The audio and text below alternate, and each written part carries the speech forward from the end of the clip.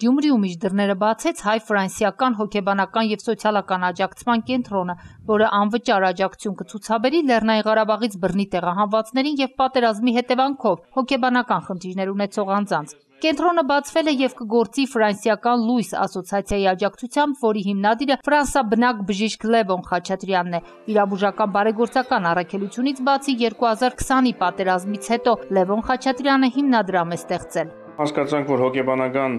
աջակցություն ցուցաբերելու մեծ անհրաժեշտություն կա եւ հատկապես մեծ գաղթից հետո 23 թվականի սեպտեմբերին Արցախի գաղթից հետո հասկացանք, որ դա դառնում է նույնիսկ հրամայական անհրաժեշտություն եւ ձևավորեցինք այս կենտրոնը Գյումրիում։ Խաչատրյանը վստահեցրեց, որ Լեռնային Ղարաբաղից բռնի տեղահանված և Գյումրիում ապաստանած արցախցիների համար հոգեբանական աջակցությունից բացի նաև այլ ծրագրերն են շարունակելու։ Ֆրանսիայի հայոց թեմի առաջնորդն էլ հույս հայտնեց, որ կենտրոնը կշարունակի աջակցել բոլոր նրանց, ովքեր դրա կարիքը զգում են։ Մի խնդրանք ունեմ հոգեբաններին, ձեր գործի մեջ նաև խառնեք Աստծո մատը եւ կտեսնեք, որ շատ ավելի պիտի հաջողեք, որովհետեւ բառը ինքնին արդեն նշանակում է հոգեբանություն եւ որ մարդու ներքին աշխարհի հետ պիտի գործենանաք հոգու հետ։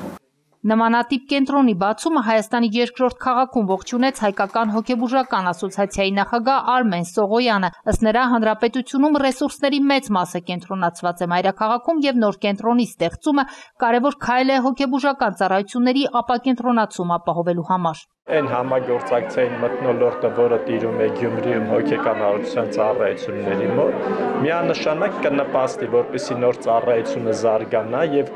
կարծում եմ կլինի նաև որոշ առումով ճաշակ թելադրող եւ մնացածները նույնպես կձգտեն ավելի լավ պայմաններ ապահովել։ Առաջիկայում կենտրոնը նպատակ ունի իրականացնելու նաև VR թերապիա, դառնալով Հայաստանում այդպիսի երկրորդ կառույցը։ Քրիստինա Մկրտչյան, Մարտին Գևորգյան, լուրեր։